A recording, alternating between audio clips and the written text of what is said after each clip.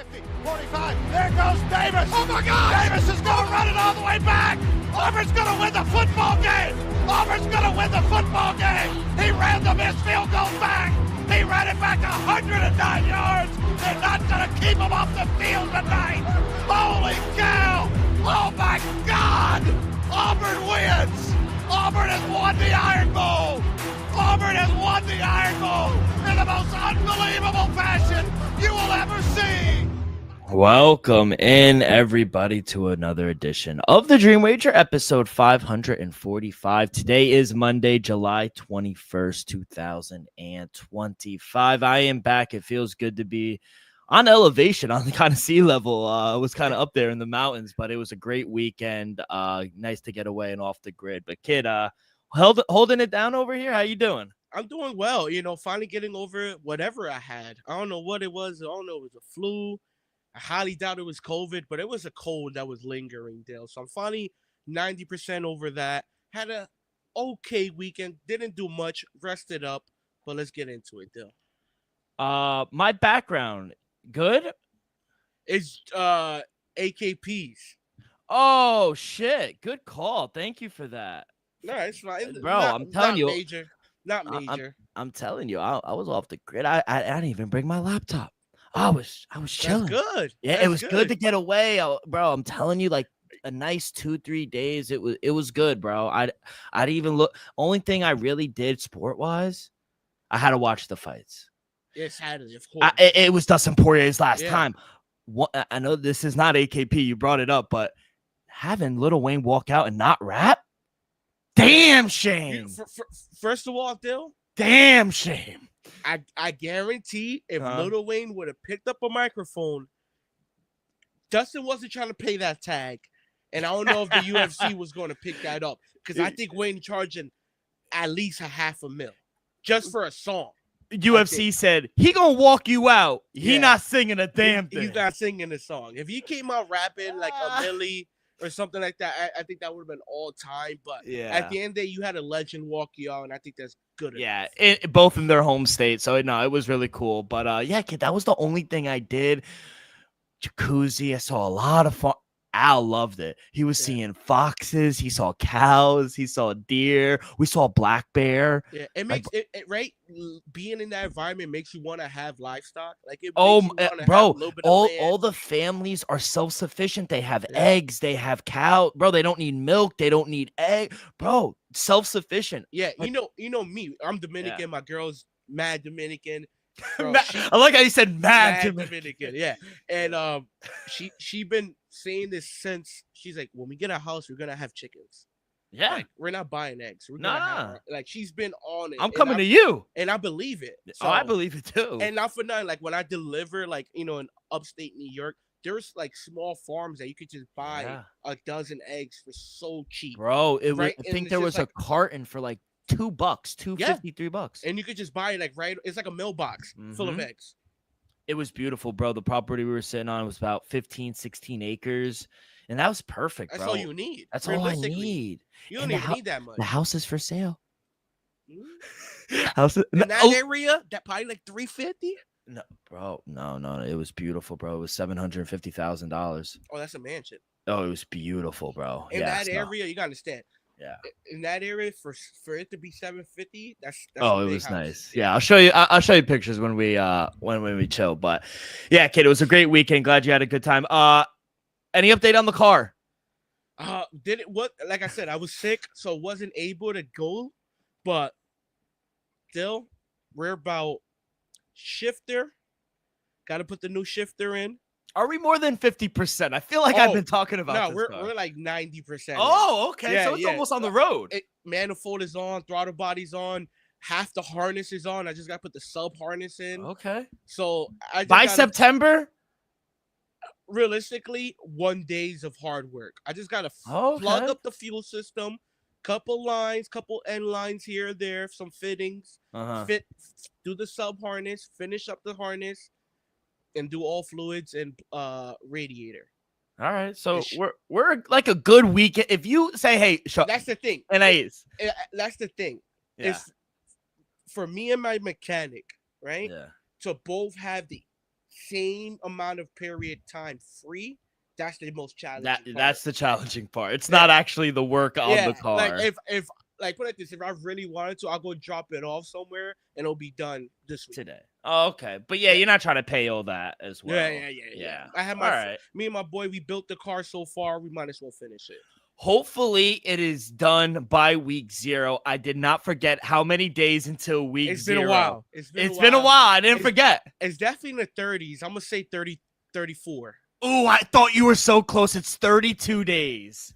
You know what's crazy? I was going to say 32, but yeah, it is what it is. It was on the tip of your tongue. I was like, oh my God, he's going to get it. And then you changed it and said 34. Yeah, that's what I get. Second guessing myself. Hey, kid, they always say your first answer is probably your best answer as well. But yeah, we got a great show where two-a-days will continue next week. This is the last full week without football. Next week is the Hall of Fame game, kid.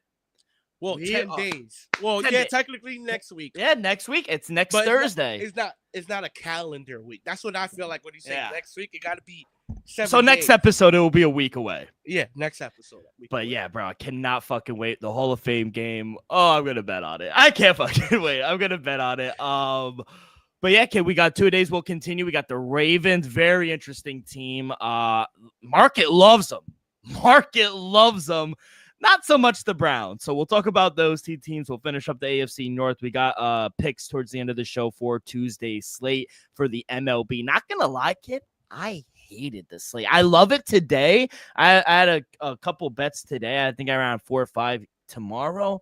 Not gonna lie, I didn't have that many plays. So yeah, I don't love it. I think I only have 2 plays as well.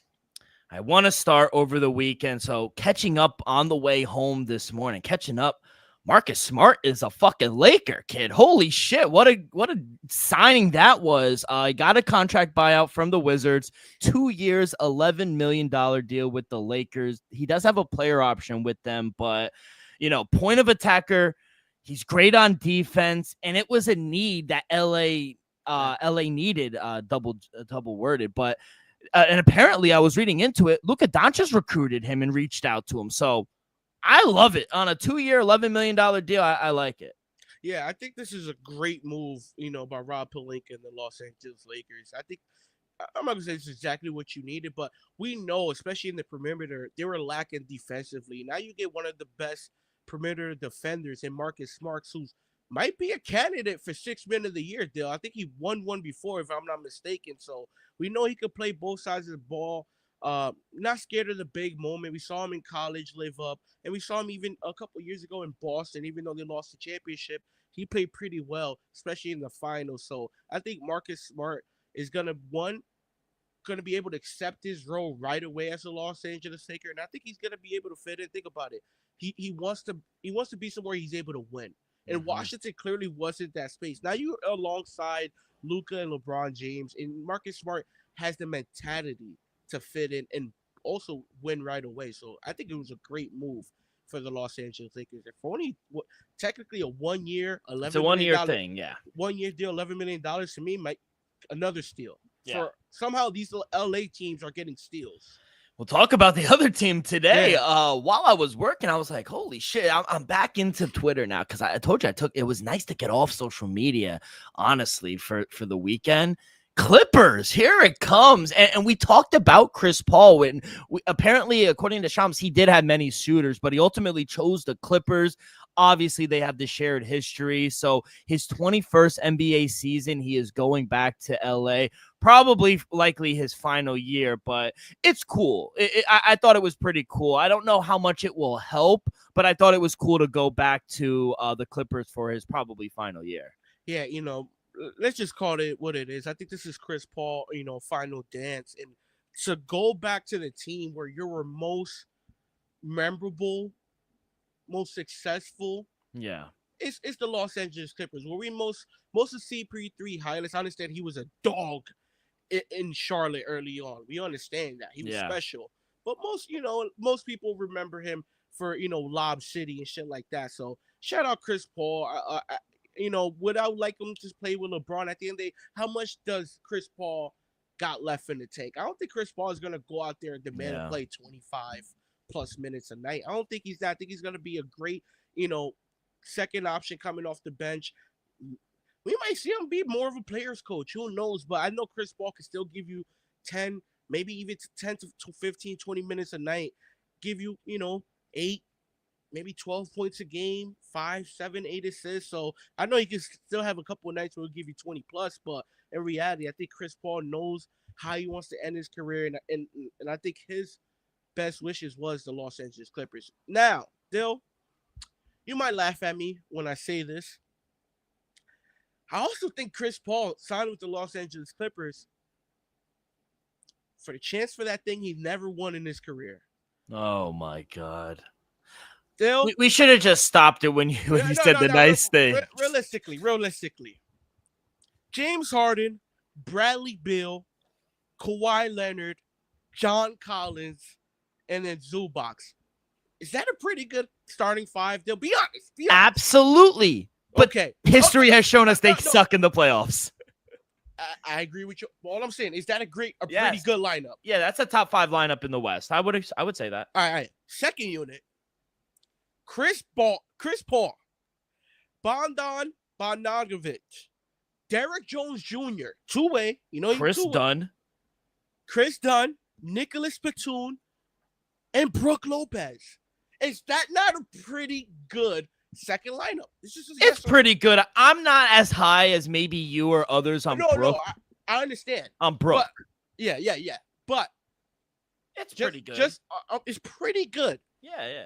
Is Ty Lue not a top 10? You're higher on him than I am. But is Ty Lue he's a good coach. I won't say top 5, but he's a good coach. He's pretty good coach. Yes, right? yes. Better than average. Yes. May I say, if this team stays healthy with the experience they have, Dylan, hear me out. I think the Clippers could be something special. I won't bet on it, people, but James Harden, Bradley Beal, Kawhi Leonard, if this was 2K, if this was 2017, you would be saying favorites to win it all. But it is not. I understand that, people, but we got to make the case. If this team is healthy, come April 15th, I'm going to give them a shot there. I'm not saying this should be the favorites. I'm not saying they're going to win 55 plus games. I'm not saying none of that deal. All I'm saying is come April 15th. Yeah.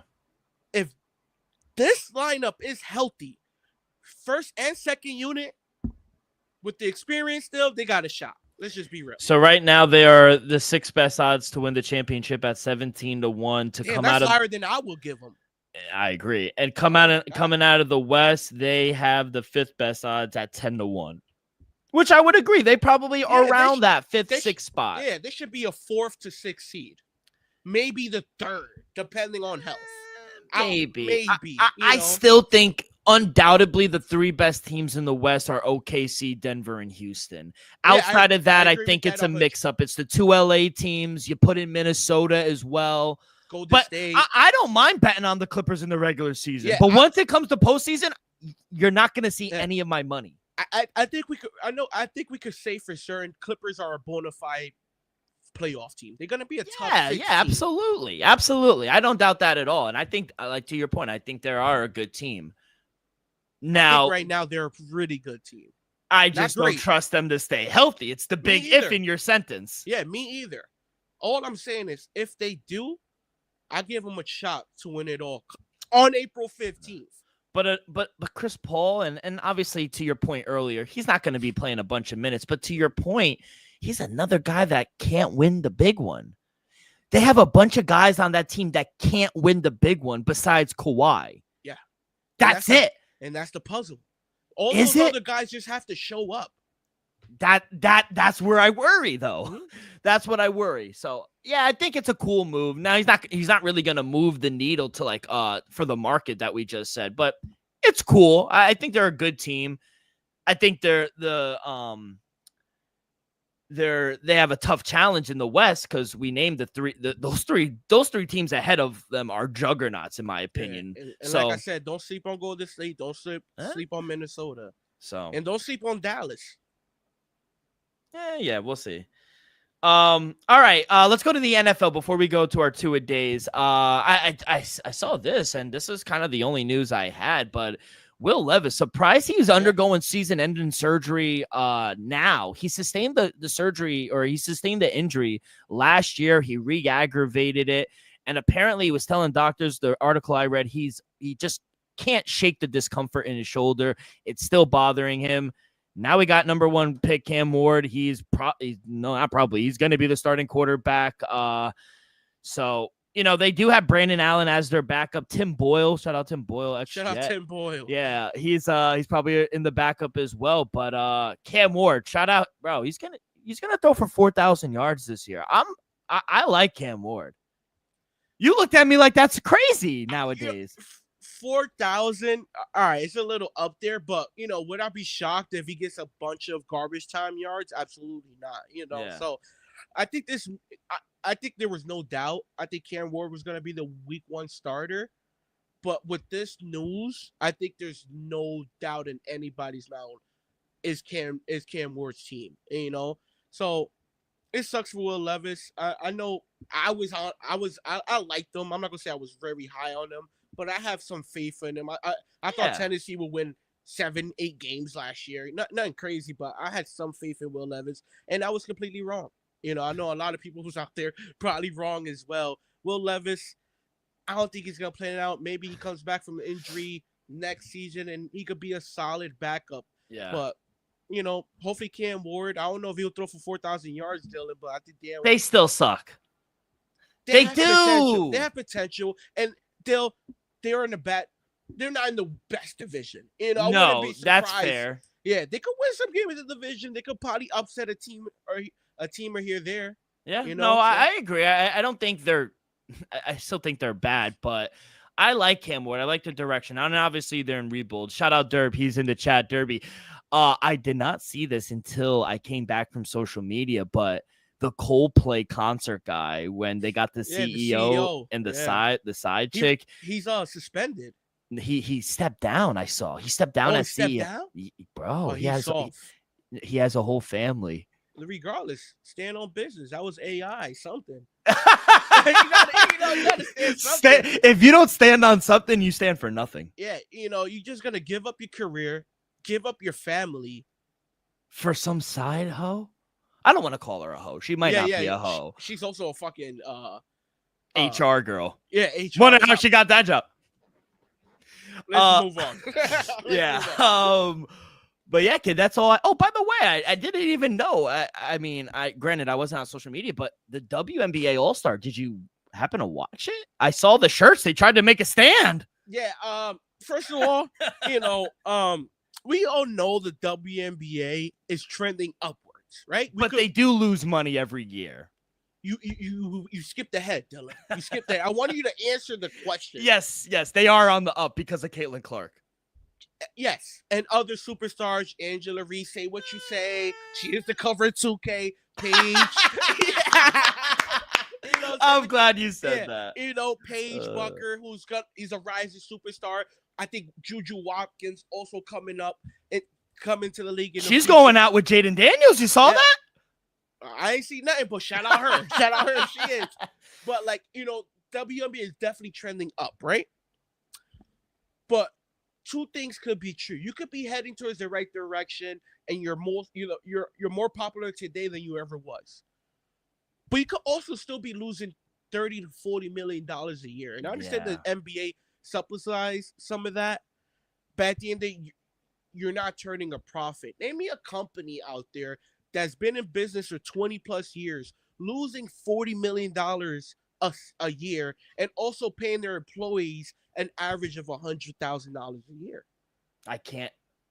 It's impossible, and the WNBA is doing that. So I'm with the women. I do believe they deserve to get paid more, because I agree with them. They are underpaid. Mm-hmm. My message to them is, do you understand the reason why you're underpaid? Because they are underpaid. I agree. I think two things could be true. Yeah, they are underpaid, but do they realize the reason why? No, they're emotional. And it's not, I'm not saying in a derogatory word, but Yo, Derpy's crazy. Saying pay more in the kitchen. Chill. Yeah, you see, like, shout out Derby though. Shout out Derby. Yeah. But like at the end of the day, you can't demand more money if you're still not profitable. Yeah. It'll be different, and if the league was making at least $20 million a year, but you're not. And they're going to continue to dump money into the league. And I agree. I think it is on the rise. Asia As Wilson they should. I think they're expanding. I think put it like this.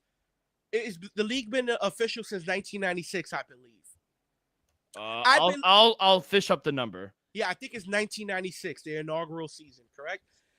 I have a feeling by at least it's been 1997. 1997, right? So it's been what, 29 years? No, yeah, 28 years. 8 years. 28 years. I have a feeling in the next 28 years, maybe the NBA will be profitable. It will take some time. But we can't deny that they're not profitable. They're not making money. They're not making money. And I think, yes, I think they deserve to get paid more, but I don't think they understand business. Exactly. If I'm losing money for my company and I ask for a raise, they would laugh at me. No, seriously. And Derp goes, out 9 months pregnant. Where's my equal pay? No, I agree. I think they deserve more money, and I hope they do. I do hope they find some way they could get some more money because they do generate a lot. Like, specifically, Caitlin. I think Caitlin Clark's rookie contract is about like $80,000 a year or 100,000 a year. Caitlin Clark, not just Caitlin Clark, all these players should be making millions of dollars per season. Did you see her in the All-Star game? She was adamant. She was getting aggressive. Well, she was also not playing. She was the coach, but like she was going all in. Yeah, and her team got smoked. And did you see who's the girl that was married to Darren Waller? She was a WNBA. Casey Plum. Oh, Casey Plum. Yeah. She spoke out because after the game, they said, oh, what about the shirts? She goes, yeah, I don't mean to put anybody under the table, but, and I'm paraphrasing. I don't think she said this verbatim, but she said, I didn't see anybody from Caitlin Clark's team at the meeting because they all like planned to wear those shirts. Who cares if she was at the meeting? Like, the hate for her is crazy, bro. Yeah, I'm gonna be honest.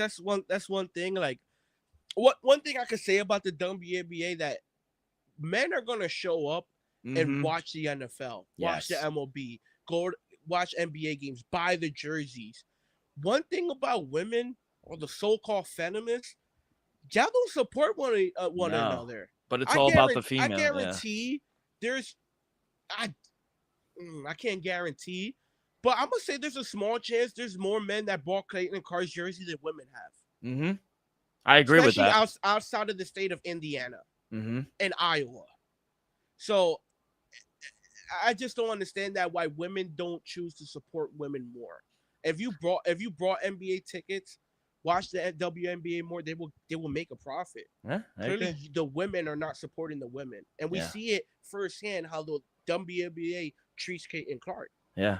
When she's an asset, she's helping you guys. You should be thanking her. Yeah. Honestly. Yeah, fly private flights now because of her. Hey, you said it, not me. I'm glad you said it. But yeah, kid, that was all I found on over the weekend. Anything did you find? Scotty Scheffler won again, another major. Yeah, shout out Scotty. That's all. That's all. That's all you got, right? Anybody got paid? That's all. That's all I saw. Yeah, that's it. All right, cool. Short weekend then. Cool. We'll get right into it. Before we do that, a quick word from our sponsor. We're brought to you each and every episode by Viva Tequila Seltzer, the most refreshing hard seltzer on the market. Hands down, it is no wonder why Viva was voted #1 hard seltzer in the world by San Francisco World Spirit Competition. With only 88 calories, 0 carbs, 0 sugar, and a light 4.5 ABV. Viva is the perfect drink for your post-game celebration as it was created with that active lifestyle in mind. We flavor tequila seltzer because flavor is the spice of life, and we like our drinks. So just a kick, just like how we like our lives, whether it's Huckleberry playing around a golf with the boys or watching the WNBA. It doesn't matter. Our favorites pair perfectly with our Artisanal Blanco tequila for that subtle and refreshing drink, I believe, here at the Dream Wager and at Viva is to live long, live well, and live it up. All right, kid. I was going to start with the Ravens, but I figured let's get the Browns out of it just because there's not a lot to talk about. So Yeah, we'll start with the Browns. I mean, Super Bowl 300-1, second to last odds. Even to come out of the AFC, it's 130-1. They have the worst odds to come out of the AFC. The North, AFC North, 32-1. They have the last odds. Guess thing we could only attack is the win total. It is at 5.5. If you want to take the over, it is at plus money. You could get plus 125. The under is at minus 125. Minus 145. So, kid, there's not a lot to talk about here for the Cincinnati Browns, but we have Cleveland. to start. Don't disrespect. What did I say? Cincinnati. Excuse me. Cleveland Browns. So we'll start with the Ohio. So we'll start with their win total. It is at 5.5. What are your thoughts on the schedule? Because I'm looking at it. Tough. It's tough. Short word, tough. Yeah, especially I want to like the first 5-6 weeks still. Yeah, it might be 0-6, and I don't want to say that because at the end of I think the Browns potentially Joe Flacco is always live to have a 340 touchdown game, but he's also live to have $173 picks. So they have the second hardest schedule in the league outside of the Giants. All I'm saying is week 1, you got the Cincinnati Bengals. And not for nothing, I think for Zach Taylor, it's a must-win game. Let's not forget, people, the New England Patriots walked into Cincinnati last year and upset them week 1 as I think 9-point underdog deal, something like that. And we walked into Cincinnati and upset them, right? So week 1 against the Bengals at home, I think that's a loss. Week 2 against the Ravens, that's a loss. Week 3 at home against the Packers, that's a loss. On the road in Detroit, I know Detroit is dealing with a lot of injuries right now, but that's a loss.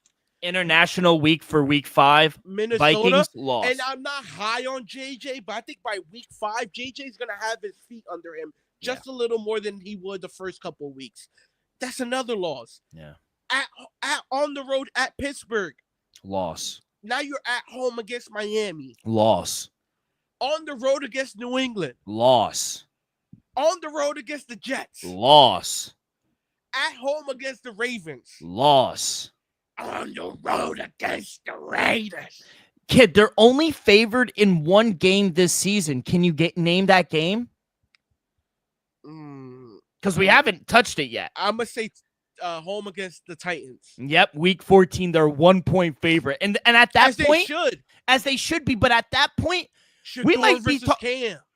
Cam Ward might be chill. At that point, Cam Ward might have his feet under him and be like, yo, the Titans should be the favorite. Yeah. Well, you can make that case still. We can make the case maybe maybe Dylan Gabriel is somewhere or Kenny Pickett. Hey, I'm not a fan of Kenny Pickett, but would I be shocked if Kenny Pickett is the second string? Absolutely not. Yeah. Absolutely not. I mean, this team has so many holes, kid. They bring in Tommy Reed. Shout out Denzel Ward. I still think he's a maybe top 5 corner. But other than that, Myles Garrett is special all time, realistically. But other than that, I think the Browns. Jerry Jeudy is special, too. Jerry Jeudy's probably the best player outside of Joe Flacco on this team. Offensively. Offensively. Yeah. And David Njoku, I think he's pretty solid as well. But, yeah, they didn't do anything. They got Tommy Reese as their new offensive coordinator, so we'll see. But they bring in Joe Flacco for a year. We'll see if he wins the starting job. I do like the kid they drafted from up north, number 5 overall, Mason Graham. Mm-hmm. I think the guy could be a stud. They're going to plug him right away at defensive tackle as well. They're probably going to plug away the second-round guy from UCLA, Carson Schwarzenegger out of UCLA. He's a guy that you could plug right in. Even the running back out of the Ohio State, Quincy Jukins, he got arrested, but he'll be all right. He'll be all right. He'll be all right. Yeah, exactly. Why is it always domestic violence with them? And meaning football players. Nice clarity. I had to. You had to right there. I don't even want to talk on it, Dale. I don't even want to talk on it. Let's move along. Shout out the Browns. Shout out to Browns. So win total, you got to go under, right? It's tough. There's no way they get to 6 wins, people. I'm surprised it's at 5.5. Yeah, me too. There's a reason why it's juice, but realistically, I think the ceiling is 4 wins. Like, realistically, Dale, like, where do you see a win? I just named you the first 8 weeks of the season. They're going to fall in the NFL. They're going to fall into a win. Yeah, like, we saw Jameis beat Baltimore. Yeah. Was it? They might beat the Jets. Yeah. No, seriously. They might beat the Titans. I wouldn't put it like this. I wouldn't be surprised if the Cleveland Browns beat either the Steelers or the Ravens at home once. Wouldn't be shocked by it. Yeah. I gotta go under, kid. Even at 4.5, I see some 4.5s. I would still take the under. I see 2 wins, 3 wins, but this team is bad. The schedule, we just named it. They have the second hardest schedule, and to make matters worse, they rank bottom 5 in rest advantage as well for this upcoming season. So not only do they have one of the toughest schedules, but they will be doing it without any really time to recover. And there is some. I've been reading. There's some optimism about Dylan Gabriel, Shedeur Sanders, but the quarterback room is a question mark, and if you don't think so, I feel like you don't know football. There's 2 rookies who they drafted in the 3rd and 5th round. They're going to compete against Kenny Pickett and Joe Flacco. And we'll talk about Joe Flacco because I do think he'll start the first couple of weeks. But this is just a very unimpressive group. The offensive line is not good. The running back room is not good. Outside of Jerry Jeudy and David Njoku. Don't really trust the offense is terrible. Defense, I think they have a pretty good front 7. I mean, they got a top 10 front 7. I do not mind it. Secondary is not bad either. Offensive line is solid. And kid, I don't mind the coach. I like Kevin Stefanski, 2-time coach of the year. I don't see where they win 4 games, 5 games. So I got to take the under. Yeah, dude, I'm going with the under. I think 3.5. I'm seeing 3.5 here. I think it's at plus 240 under 3.5. I'm gonna say the Browns some way managed to get to 4 wins. I don't see 4 wins, but I'm gonna say they managed to get 4 wins. Like I said, I think they'll sneak a 1 or 2 in the division some way or somehow. That's 2 wins there. Maybe the Jets, maybe the Titans. We'll see. But under 3.5 wins at plus 240 is tempting. Wouldn't be surprised if Cleveland Browns have 3 wins this season. Now, I mentioned not a lot for the player prop wise, but they do have a starting market quarterback. Elvis loves this. We've actually been hitting on this for the past few years. Now, the starting quarterback, Joe Flacco's at minus 102, and you're going to cash within the next month or so. So you're going to find out very soon. Kevin Stefanski is going to name a starting quarterback within the next month. He's at minus 102. He is the favorite, which that is my play.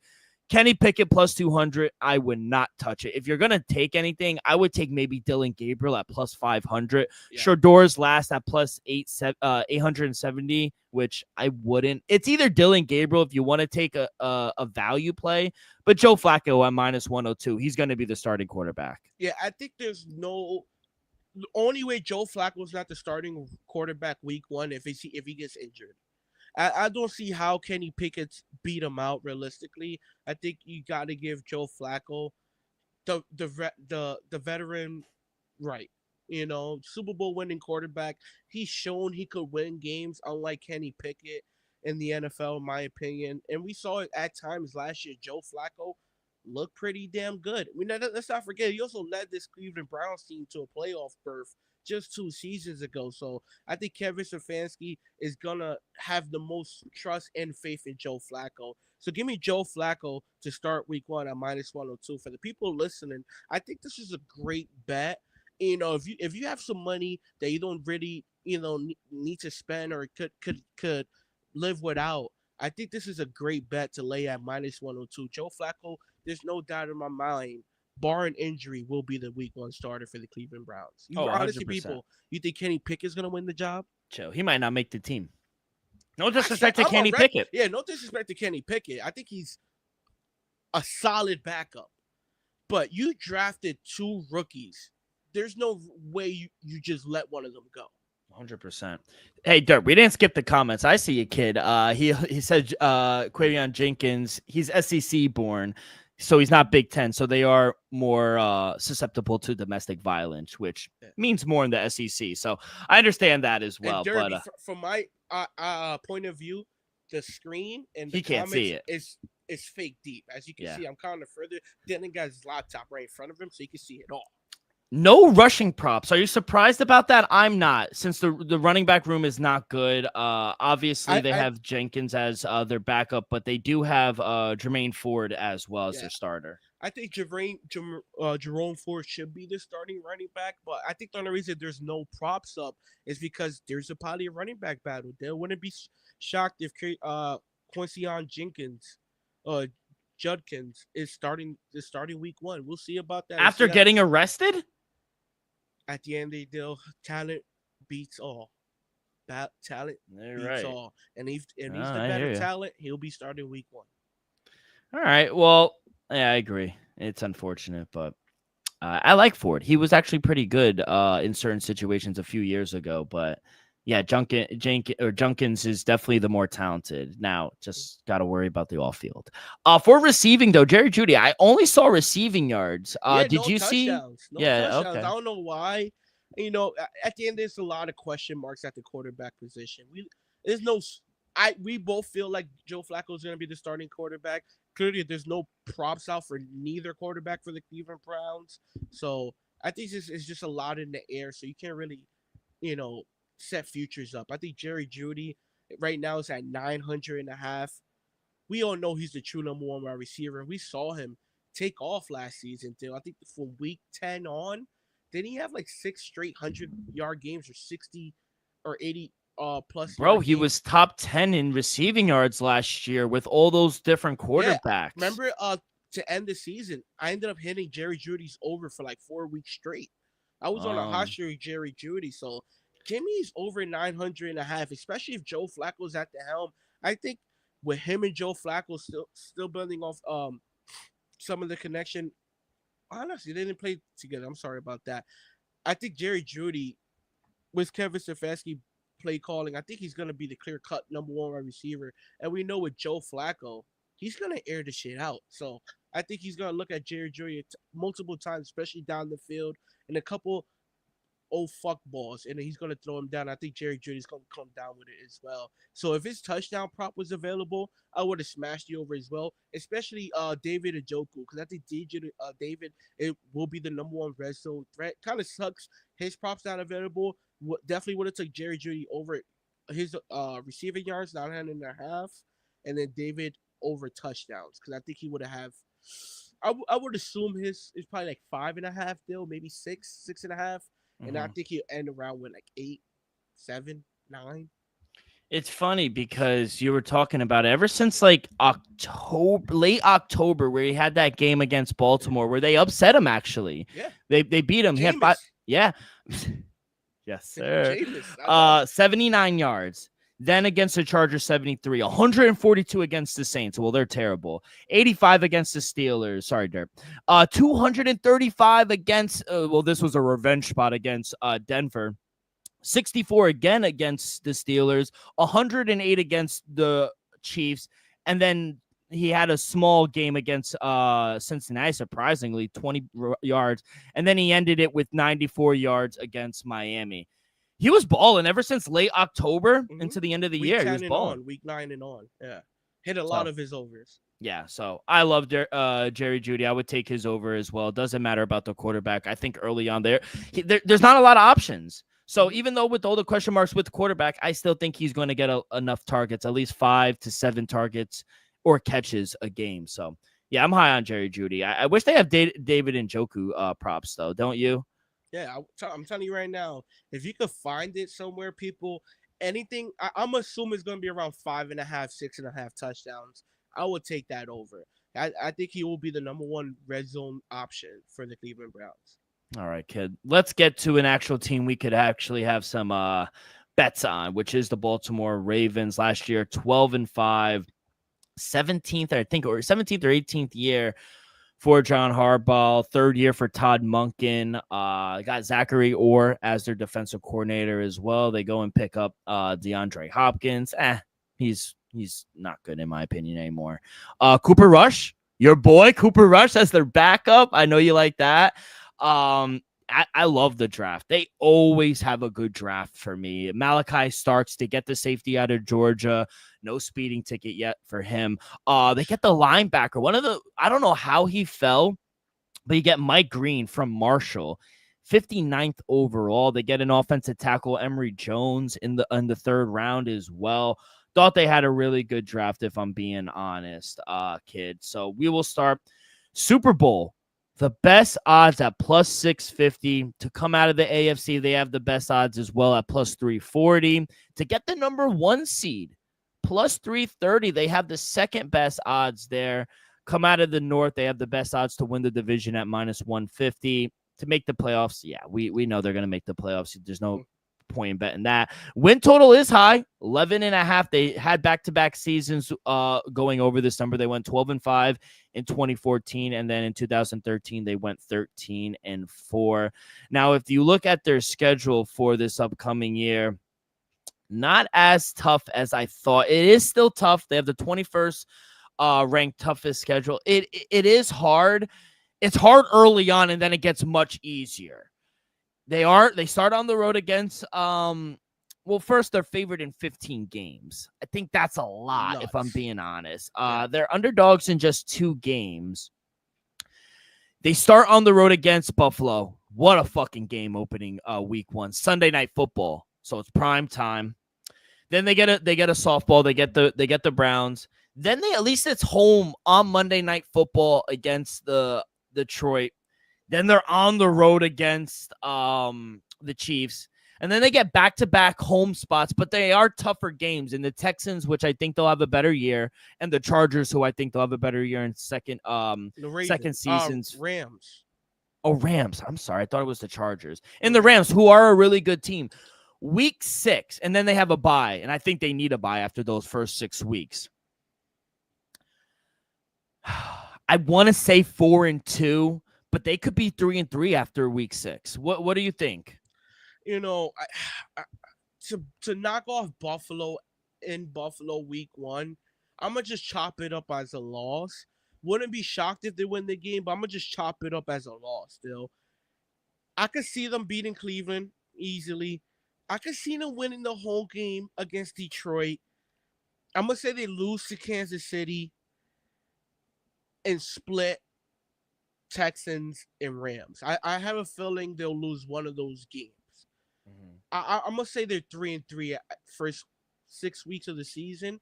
Coming off that bye week there, I think that's when they hit the ball rolling. Yeah, because then it gets much easier. You got Chicago, which I think they'll be better, but I think it's going to take some time.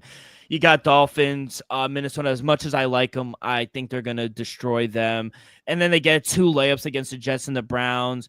Then they go not back to back, but 3 divisional games in a row. You get the Bengals at home.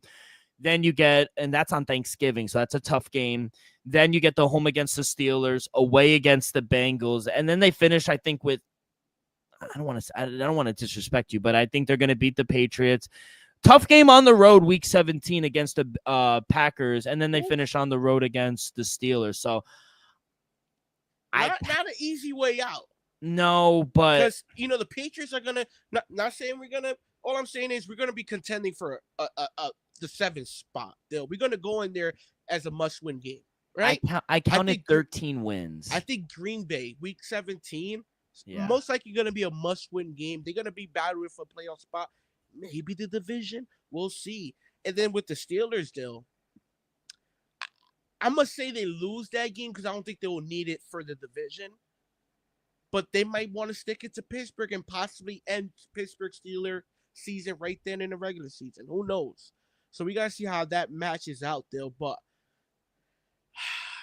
I think I'll like the over 11.5 wins realistically. Yeah, and you could get that at minus 125, and then if you want to take the under for 11.5, it's at plus 105. Yeah, I think we gotta go with the over. Would I bet How many did you count? How many wins? Because I counted 12 a few times, and then I counted 13. I counted 11 once. Wow. Counted 12 once, and I counted 13. Okay. I ended up staying away from the total deal. But Wow. if I had Okay. to choose, I will go with the over. I do think they'll have 3 straight seasons, 12+ wins. What do you think about getting the 1 seed at plus 330? I don't think they'll get the 1 seed. I do Okay. think they'll win the division, but I also think the AFC is pretty good. And Buffalo has an easier schedule. Way easier schedule, Yeah. in my So opinion. I get that. And All right, easier division. Yes. they Way do. easier division, honestly. Let's go to the player props. Lamar. No. Oh. Wait. You want to go? I was gonna go to team props. Okay, you go for it. I didn't see that one. What do you got? Dill, I'm gonna go with 2. Okay. I think right now, with the way this team's constructed, Dill, I think they were ranked number 1 talented team in the NFL. I didn't make that rank. I think they were ranked that. Got Lamar Jackson. Could have won the MVP last year. We know he was special. Derrick Henry, a lot of people count him out. He has one of his best seasons last year. I think Zay Flowers is going to take that next step. Rashad Bateman, if he's healthy, he's a solid number 2 option. You don't like D-Hop, though. I think D-Hop is solid. Even though late in his career, I still think he could give you a couple catches a game, 40 to 60+ yards. Would you agree on that? I think Mark Andrews, Isaiah Likely is a pretty good tight end room. Offensive line, pretty good. You got Kyle Van Noy, who came off a double sack season. He was pretty good. So you got Roquan Smith. You got one of the best secondaries in all of football, Dill. You have a great head coach. Dill, for all the people listening in the DMV, give me the Baltimore Ravens to win the 2025 Super Bowl at plus 700. You heard it here first.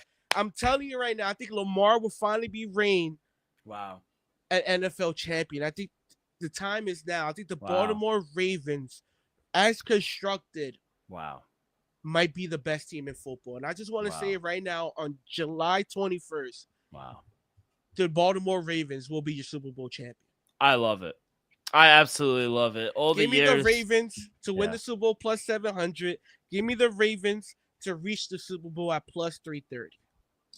Oh, warms my heart, actually. Warms my heart. You saying all these great things. You know how Dylan said plus 650?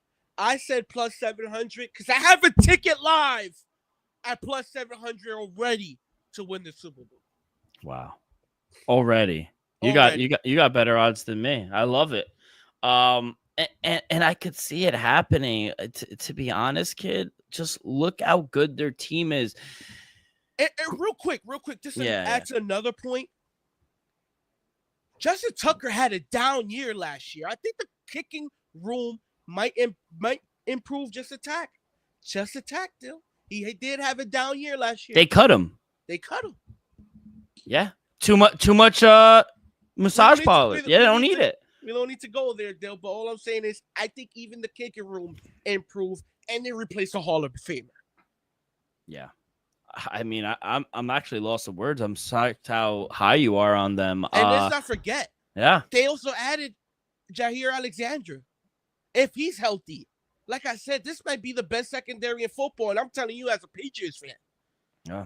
The Ravens have a shot to have a top 5 offense, top 3 offense, and a top 5 defense.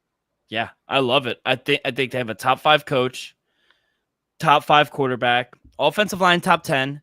They have a top 5 running back room, top 5 secondary. The only thing you could kind of nick on, and I like the receiving room. I think it's a top 10-ish receiving room. If you want to put it, it's just it's not elite, but it's good. It's solid. I think it's their front. I think it's their front 7. If anything, it's like around ESPN ranked it 15th, and I think that's fair. Their front 7. I don't mind that, but I think that's low just because we saw Kyle Van Noy have his best season of his career last year. You got Roquan Swift, who I think still got a lot left in the tank. You got I don't know. Yeah, they had 54 sacks last season. That was second in the league. But they were only 21st in pressure rate. So I don't know if we'll see a decline. Where they were second in the NFL in sacks. Yeah, 54. But oftentimes teams with like such a disparity in pressure rates, maybe you'll see a decline the next year. He led the chart. You mentioned Kyle Van Noy. He led the charge. He had 12 and a half sacks. His pressure rate was 14%. The rest of the team Former had, champ. but the rest of the team had less impressive rates. That's what worries me a little bit about their front seven. What did we also see this Baltimore Ravens team, especially take off defensively when Kyle Hamilton started moving on in and started being more of a playmaker in the middle of the field? Yeah, we're going to see that from week one. That's not going to be a mid-season adjustment deal. We're going to see Kyle basically play middle linebacker for the majority of the season. Yeah, no, I agree. And I love the draft. Love the win total over, like I said. I don't mind I like them to win the AFC. I think they're the best team in the AFC right now. I don't think there's any holes in this team. They had a great draft as per usual with Malachi Starks and Mike Green. And then Lamar. He's what makes everything go. He's managed to improve statistically each of the past 3 seasons. He's become more comfortable as a pocket passer and become more efficient as well. People said he was a runner. He's laughing now. He had the highest QBR in the league last season. He threw for 41 touchdowns with only 4 interceptions. On top of that, he rushed for 915 yards and recorded the lowest sack rate in his career. People keep talking about he's just a runner. No, he's a top 5 passer as well. Todd Monken was one of the best things that happened to him as well. And they win a lot of games, and he just continues to put up these numbers. Lamar's there. They have a chance to win the Super Bowl every year. So I love it, kid. Going to take the over. I like them to come out of the AFC. You could get that at. I like them to win the division. Minus 150. Yeah, it's minus 150. I don't know about the 1 seed because I do agree the Bills have a better schedule, so it wouldn't surprise me if they got the 2 seed. But coming out of the AFC to go to the Super Bowl plus 340, I'm gonna take Lamar to win the MVP.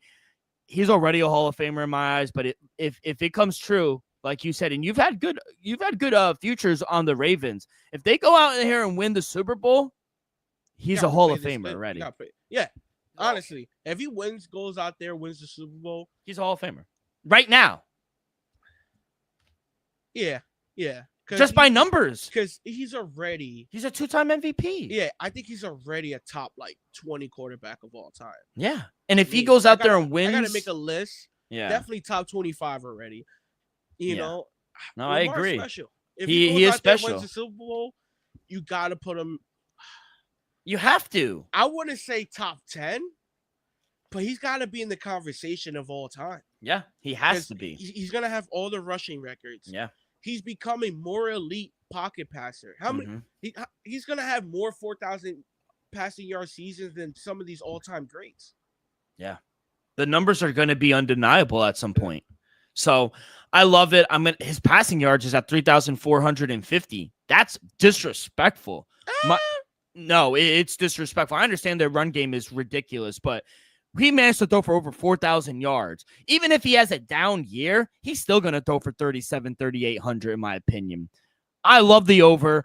Love the over passing touchdowns. That's at 28.5. 750 rushing yards?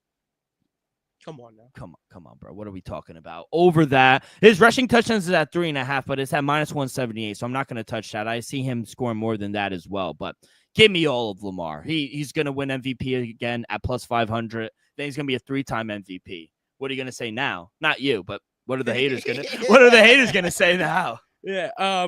Give me Lamar over 28.5 passing touchdowns at minus 114, Dill. I agree with you. I think we saw 41 last year. I don't think he'll get that high of a number, but I can see 30, 35, 34-ish passing touchdowns from Lamar Jackson. So give me the over on that. Dill, I'm sorry. I don't get me wrong. I wouldn't be surprised by it at all. But I'm going to go with the under 34.5 passing yards. Still. Hear me out. What history tells you? Besides these last 2 previous seasons, still, he went under this mark every single year of his career. I understand some of that is due to injury and whatnot, but it's just happened these past 2 seasons. I understand that. I'm going to go with the under for one main reason, still. I don't expect Lamar Jackson to have a lot of crunch time, garbage time passing yards. like you said, you expect them to win 12, maybe 13 games. I do too. I think they'll win around 12 games, maybe 13.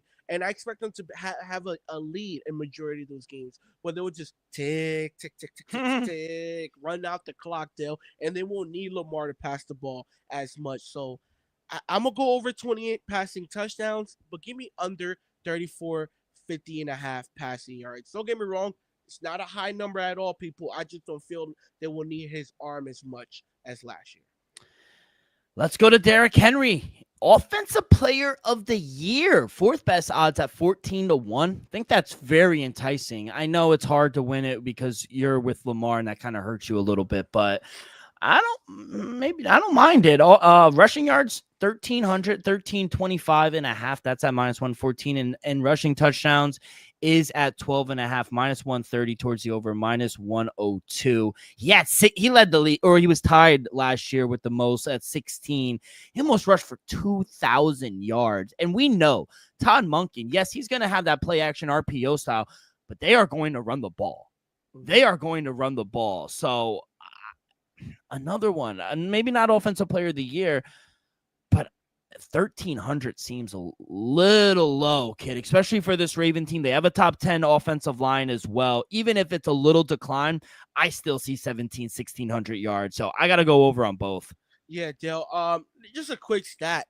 Every year Derrick Henry had over 300 touches. He went for 1,500 plus yards. Oh, you're hitting me with some stats this episode. Last year he had 325. He had 1921. In 2022 he had 349 attempts. He had 1,538. In 2020 he had 378. He had 2,000. And then in 2019 he had 303 with 1,540 yards. I believe the Baltimore Ravens is going to give him 300 plus touches once again, and I think he gets 1,500 plus yards. I think this number is a little too low. Don't get me wrong, 1,325 is nothing to laugh at, people. But what Derrick Henry has been doing, not just last year, but throughout his career, and you can make the case this is the most talented offense, most talented team he's been on. I think he's due for another monstrous season. Don't get me wrong, 1,900 yards, 2,000 yards might be out the realm, but I could see another 1,500 to 1,600 yards from King Henry. 100% agree. Let's go to the for the rushing touchdowns, Dale. Okay. I understand the last 3 seasons, he had 16 last year, 12 the year prior, and the year prior that he had 13. At 12.5, I don't care who you are. I'm going to just stay in the way. Don't get me wrong. I have no doubt in my mind Derrick Henry could reach over this number. But when you have Lamar Jackson right next to you at the goal line, Dale, I'm not going to bet you to go over 12.5 touchdowns. Don't get me wrong. He might, and I wouldn't be shocked if he does. I just wouldn't bet it, Dale. So I'm going to just stay away from the 12.5 touchdown. But we could all agree Derrick Henry is special. Yeah. All right, let's go to the receiving. Surprised I didn't see Mark Andrew props. We'll see how he comes off the injury. I think Isaiah Likely is going to be, I'm not going to say the starter. No, Mark Andrew. I think he's going to get a lot of. Yeah, I like Isaiah Likely. And they probably have one of the best tight end rooms as well. Mm-hmm. But yeah, no Mark Andrew props. Zay Flowers, though, no receiving touchdowns, but receiving yards, 900. His over-under receiving touchdowns is at 4.5. -132. I do see it now. I'm sorry. -132, 4.5. I'm going to stay away from that. He only had 4 last year, but receiving yards, 900. Give me the over. If we think Lamar's going to go for, even if it's not 4,000 this year, he's going to throw for 36, 37, whatever it is. Zay Flowers is the number 1 wide receiver. So he has to go over this. I see 1,000, maybe 1,100 yards again. If he stays healthy, I think Zay Flowers goes over 900. Staying away from the rushing touchdown, receiving, but I'm going to go over 900.5. Yeah, I'm going to go over with both, Dale. Give me over 4.5 touchdowns at -132. He only had 4 last year. He had 5 his rookie year. He had 77 receptions his rookie year, 74 last year. And like I said, when I picked the Ravens to win it all, I said Zay Flowers is going to take that next step, Bill. And I think we see Zay Flowers have his first 100 reception season. I think we see Zay Flowers go over 1,000 yards, and I think Zay Flowers is going to have his career high in touchdowns. So I'm going to say 6+ receiving touchdowns and over 1,000 yards for Zay Flowers, and most likely a Pro Bowl season. Yeah, that'd be cool for him. Anything else, kid? That's all I got. Yeah, that's all I got. That's all I got. Ravens to win it all. Ravens to make the Super Bowl. Zay Flowers over both his props. Derrick Henry over rushing. Oh, Lamar over 750.5 rushing yards. Oh yeah, so I Yeah, had that already. I said that. give me Lamar over 750.5 rushing yards. He went over this mark 6 straight seasons. Yeah. People, 6 straight seasons. I think he had 1,000 last Hall year, of Famer. if not the year prior.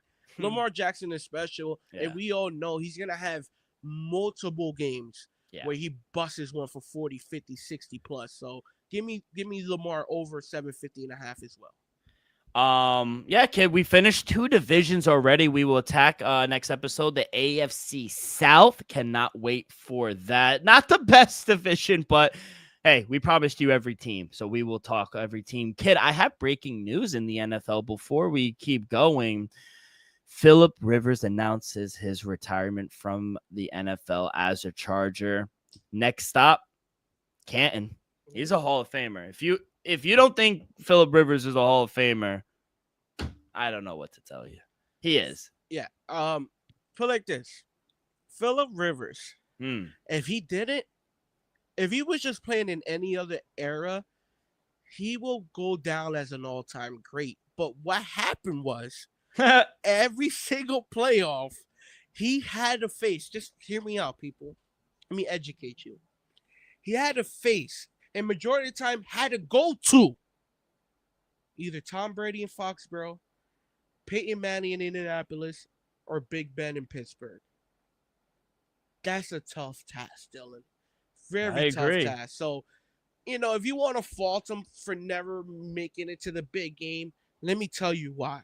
Because you had to go through not just one, not just two, but 3 Hall of Famers to do so. And you can't fault any quarterback, especially a good guy like Philip Rivers, for not overcoming that Goliath in those 3 quarterbacks. Imagine having to beat Tom Brady, Peyton Manning, and Big Ben just to reach the Super Bowl, not just win it, just to reach the Super Bowl. So shout out Philip Rivers. I think he's at least a first 2 ballot Hall of Fame. Wouldn't be surprised he's not a first. He had a nice tribute video. I can't wait to watch. He goes, but there are some quotes that are coming out. He goes, "I'm Philip Rivers, quarterback, and I'm retiring as a Charger. Philip Rivers for life." As a member of the Chargers, his career stats: 256 games, 5,515 pass completions, over 66,000 passing yards. He rushed for 647 yards, 541 touchdowns, 219 interceptions. He's slinging it. And let's not forget, he's one of the greatest trash talkers in the league. And he won't curse. And he has like 12 kids. And what's the tie he wears? I always like the tie. It's not I don't know. It's like that southern tie. It's like a cowboy. Oh yeah, I don't know the name of it, but yeah, I know what you're saying. Yeah, you're a legend. Shut up. But all right, kid, let's go to plays for Tuesday. Like I said, I didn't really like the slate here for the MLB on a Tuesday, but we're locked and loaded here for the second half of the season. 2 plays that I have. First one, it's going to be 7:15 Eastern. Davis and Daniel, the pitching for the Braves against Landon Rupp for the Giants. Giants not look good. Both teams, they're on my do not bet list, and I don't like the offense either. I don't think they're that good. And 2 decent pictures. I know it's small sample size for Davis and Daniel, but 180 ERA. Landon Rupp, not terrible. 3.27 ERA. 9.5 for 2 mediocre offenses and 2 all right pitchers. I think 9.5 is a little too high. So gonna take the under there. And then last play I have for me, we'll go 9:40. Arizona Diamondbacks taking on the Houston Astros. Framber Valdez going for the Astros. Erod going for the Diamondbacks. I am never going to back Erod. He is terrible. And Framber Valdez is probably one of their best pitchers. I know they're not playing good coming out of the second half, but they did just win yesterday. Maybe finding the rhythm here a little bit for the Astros. So pure value minus 125. I do not mind the Astros here on the road. So I'll take the Astros as my second and last play. Yeah, I love it. I'll just follow up right there. Give me Valdez with the Astros. I just think, Valdez is the much better pitcher against Rodriguez. I understand why you don't like them, Dill, but I think Houston right now are prime, and they need to start getting it back together. I think with Valdez on the mound, give me the Houston Astros on the money line. I caught minus 130 earlier, and then my other play of the day, 8:40 start. St. Louis Cardinals taking on the Colorado Rockies. Don't love the pitching matchup at all with Eric Fide, but Dill, after losing 3 straight, I think this is a great bounce back spot. Minus 145, small chalk, small chalk. Give me the Cardinals. I know they've been struggling to lose this 4 out of the last 5, lost 3 straight, Dill. But if you want to bounce back, it's in Colorado, Dill. Give me the minus 145 on the money line. I love it, kid. I love it. Well, I appreciate you. Go fix that car. Let's get it on the road. We got 30-something days before. It's not up to me, Dill. It's not just up to me. I'll call Freddie. You need me to make a call? I ain't gonna hold you. Freddie's a busy man. I know. And then I'll be busy. I know. But all right, kid. Any last words before we get up out of here? Freddie, if you're listening, hopefully we can go to the garage tomorrow.